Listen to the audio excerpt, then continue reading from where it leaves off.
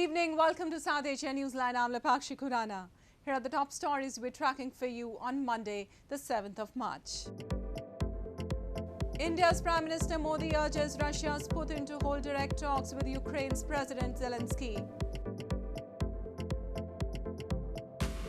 Opposition asks the Pakistan Prime Minister Imran Khan to resign ahead of no confidence motion. And Nepal Parliament forms committee to initiate proceedings on impeachment of Chief Justice Rana. And now for all the details. Indian Prime Minister Narendra Modi on Monday urged Russian President Vladimir Putin to hold direct talks with his Ukrainian counterpart Volodymyr Zelensky in addition to ongoing negotiations. Prime Minister Modi also called Zelensky over and expressed deep concern about the humanitarian crisis the conflict has caused. He also underlined the need to evacuate Indian students trapped in eastern Ukraine. Indian Prime Minister Narendra Modi on Monday urged Russian President Vladimir Putin to hold direct talks with his Ukrainian counterpart Volodymyr Zelensky to resolve the ongoing Russia-Ukraine war. In the 50-minute-long call, Modi was briefed by the Russian leader on the status of the negotiations between the two warring countries. Modi expressed hope that they would lead to cessation of the conflict. The Indian Prime Minister also spoke to Zelensky and expressed deep concern about the humanitarian crisis the conflict had caused. He also underlined the need to evacuate Indian students trapped in eastern Ukraine. India has airlifted more than 10,000 of its citizens, mostly students, from war-torn Ukraine since the Russian invasion began on February 24. Indian nationals have been advised to move to Ukraine's neighboring countries, including Romania, Hungary and Poland, from where they are being brought to India in special flights. Kharkiv में थी, हम अपने hostel के basement में थे और हमें हमारे एजेंट्स ने एवैक्यूएट किया बाय ट्रेन टू हंगरी और फिर हमें वहाँ से इंडियन एम्बेसी वाले मिले और उन्होंने हमें अकोमोडेशन दी और हम वहाँ पे 1-2 दिन रुके और आज सुबह हमारी फ़्लाइट थी और 150 बच्चे थे उसमें और हम वापस पहुँच गए. Before the conflict began, Indians made up about a quarter of 76,000 foreign students in Ukraine, the largest group, according to the Ukrainian government data. India's most populous Uttar Pradesh state on Monday held the 7th and the final phase of assembly polls, a key election for Prime Minister Narendra Modi's Bharatiya Janata Party, which currently rules the state. The counting of votes will begin on March 10th, with results expected soon after. Polling was held for 54 seats across 9 districts in the 7th and the last phase of assembly elections in India's most populous Uttar Pradesh state on Monday, the most crucial test for the country and the state's ruling Bharatiya Janata Party or BJP before a general election in 2 years. Uttar Pradesh, home to more than 200 million people, is the bellwether of national politics. A huge voter turnout was witnessed in Varanasi, Prime Minister Narendra Modi's parliamentary constituency. BJP's main contenders are Samajwadi Party, Rashtriya Lok Dal Alliance and the Congress Party. और मैं देश के विकास को देखते हुए मतदान किया हूं और यही चाहूँगा जो भी सरकार आए वो अच्छे से शासन करे और विकास करे देश का, बस यही चाहूँगा. The results from the state elections will be a barometer of the BJP's popularity amid criticism over rising inflation, high unemployment and its handling of the COVID-19 pandemic nationwide. मैं फर्स्ट टाइम वोटर हूँ और basically हमने शिक्षा और ये सब hospital वगैरह और जो नीड्स यहाँ पूरी नहीं हो पा रही है हमारे लिए, उन्हीं को मुद्दे पे रख के वोट दिया. The counting of votes in Uttar Pradesh and 4 other states where voting was held this month will begin on March 10, with results expected soon after. And moving on, the global terror financing watchdog FATF, the Financial Action Task Force, has retained Pakistan on its grey list for failing to meet some of its targets under the additional criteria. Pakistan has been on FATF's grey list since 2018 for failing to comply with its mandates. The FATF in a statement asked Pakistan to demonstrate that terror financing investigations and prosecutions target senior leaders and commanders of UN-designated terrorist groups. The country's Energy Minister, Hamad Azhar, said Pakistan will fulfill the 2 unmet targets out of 34 action points as soon as possible. We wage war on these activities not just for global compliances, but for our own sake, he said. According to a US Congressional Research Service report, Pakistan is home to at least 12 groups designated as foreign terrorist organizations, including the Lashkar-e-Taiba and the Jaish-e-Mohammed, responsible for 2008 Mumbai attacks and 2001 attack on the Indian Parliament. India repeatedly reports infiltration by terrorists from Pakistan into Jammu and Kashmir. And Pakistan People's Party chairman Bilawal Bhutto Zardari has called on Prime Minister Imran Khan to resign before the joint opposition tables a no-confidence motion against the incumbent government. Calling Khan an illegally elected premier, Bilawal warned him to count his remaining days. Pakistan People's Party (PPP) chairman Bilawal Bhutto Zardari has suggested Prime Minister Imran Khan to resign before the joint opposition tables a no-confidence motion against the incumbent PTI-led government. The PPP has been holding an anti-government long march since February 27 over rising inflation, which is slated to end in capital Islamabad on March 10. The no-confidence motion will be tabled after the long march, party leaders have said. On Sunday, Afzal Nadeem Chan, a senior PTI leader, rejoined PPP as the opposition had geared up to seek more support before the no-trust motion. तो अगर उसमें भरोसा है अवाम में तो उसको assembly तोड़ना चाहिए, अवाम में आना चाहिए और मुकाबला करना चाहिए और अवाम को फैसला करने दें।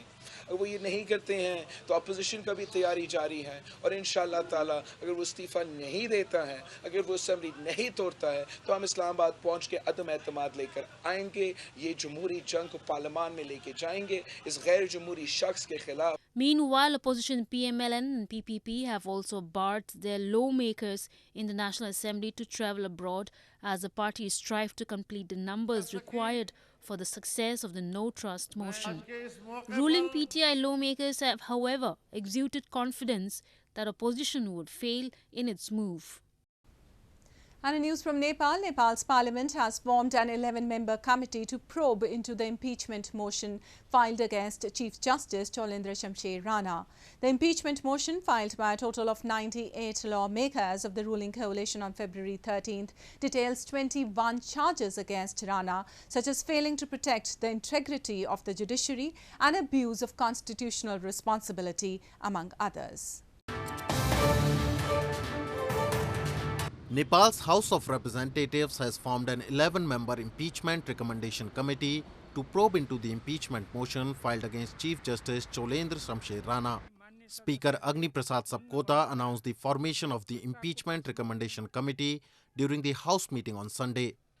Nepal's main opposition, CPN-UML, which has been obstructing House proceedings for almost 6 months, consented to send 4 of its lawmakers to the committee. A total of 98 lawmakers from the ruling coalition had filed an impeachment motion against Chief Justice Rana on February 13. The impeachment motion details 21 charges against Rana, such as failing to protect the integrity of the judiciary, check corruption and abuse of constitutional responsibility, among others. According to the rules, Rana will get a chance to present his case within 7 days after the commencement of proceedings before the impeachment recommendation committee. The committee has a maximum of 3 months to submit a report with recommendations. If the recommendation committee submits a report stating that the impeachment is valid and if the parliament passes it by 2/3 majority, Rana will be relieved of his post.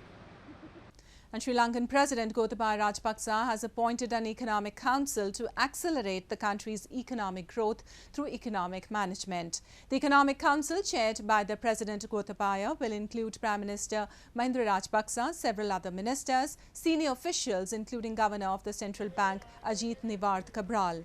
The council, scheduled to meet every week, is tasked with coordinating policy making in response to changes in the global economy, providing relevant advice to ministries, departments and statutory institutions, and provide guidance on behalf of the government. The South Asian island nation is in the grip of a severe foreign exchange crisis that has led to acute shortages of food, fuel, medicines and industrial raw materials, sending inflation soaring.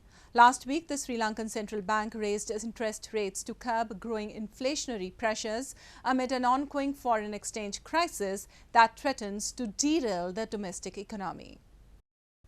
Moving on to news from Afghanistan, Buzkashi sport has been played for centuries across Central Asia and is one of the most enduring and iconic symbols of Afghanistan.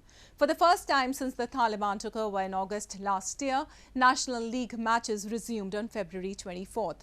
Despite crisis, fans feel the game's significance will weather the country's current crisis, just as it has outlasted previous wars.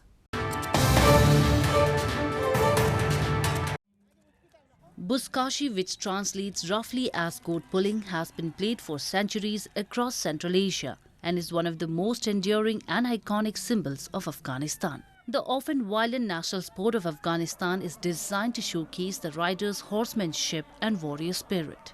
The sport, similar to polo, involves two teams who try to accumulate points by propelling a headless goat carcass to the scoring area. These days, only fake goat carcasses are used. Amid foreign invasions, civil wars, insurgent attacks and more recently the resumption of Taliban rule, Afghans have always gathered to cheer on their favourite Chapandaz, as the riders are known. National League matches resumed on February 24 for the first time since the Taliban took over in August last year.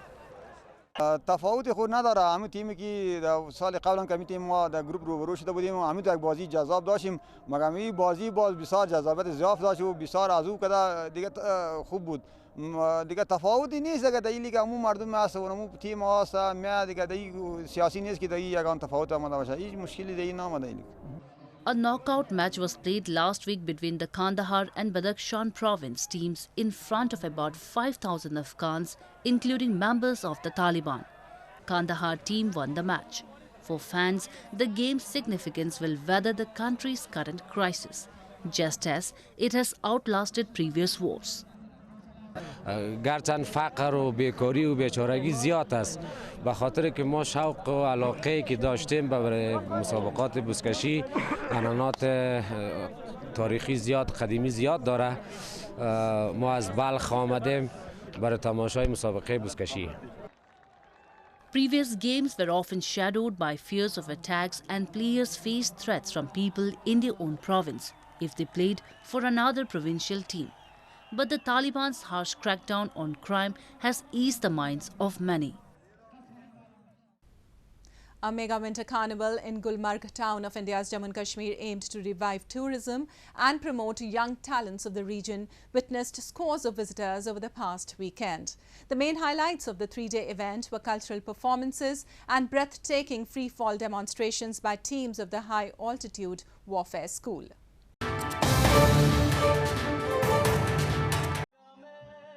A three-day-long winter carnival festival held in Gulmarg town of India's northern Jammu and Kashmir over the past weekend attracted tourists and promoted the young talents of the region through a wide range of activities.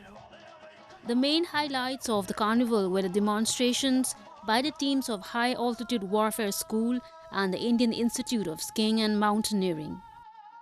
Many young musicians and dancers entertained visitors through their performances during the festival that concluded on Sunday. The event also saw participants by Indian filmmakers, celebrities and designers. इतने सालों के बाद मैं वापस आ रही हूँ और मैं वही जोश देख रही हूँ वही sort of जो पहले के पॉजिटिविटी वापस आ रही है और जो यूथ है और यहाँ पर जो विंटर फेस्टिवल है जो मैंने टैलेंट देखी you know the youth they are singing so beautifully they're dancing so well. Kashmir Valley is considered one of the most popular tourist destinations in India. It is also popular for winter activities such as snowboarding, skating, sledge rides, cable car rides and snow skiing, making tourism one of the mainstays of the region's economy. Well, that's all we have for you from South Asia this evening. Now our viewers can watch the show on SouthAsiaNewsline.com. You can also visit us on Facebook.com/SAsiaNewsline and follow us on Twitter @SAsiaNewsline. That's all in tonight's edition. We'll see you same time tomorrow.